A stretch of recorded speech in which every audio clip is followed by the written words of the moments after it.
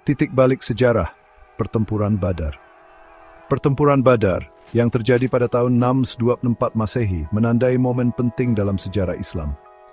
Pertempuran ini meskipun skalanya kecil memiliki sangat besar bagi komunitas Muslim awal di Madinah dan masa depan Islam.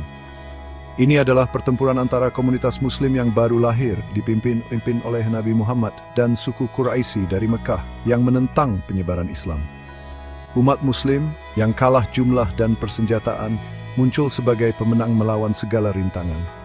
Kemenangan ini bukan hanya kemenangan militer, itu memiliki makna spiritual yang mendalam bagi orang-orang beriman. Pertempuran Badar menandakan pertolongan Tuhan dan menegaskan kebenaran perjuangan mereka di mata umat Islam awal. Kemenangan ini memperkuat keberadaan umat Islam di Madinah dan memberikan dorongan yang sangat dibutuhkan bagi moral mereka. Untuk memahami bobot spiritual dari pertempuran Badar, kita harus mempelajari konteks sejarahnya.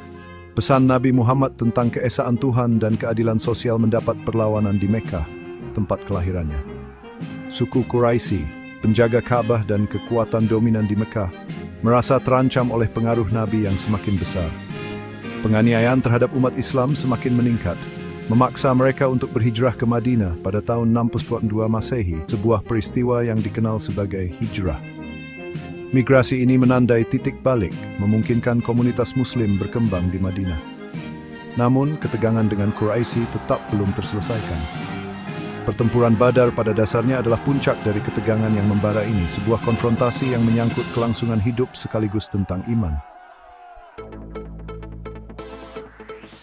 Pertempuran Badar tidak hanya diingat sebagai peristiwa sejarah, itu terkait erat dengan iman.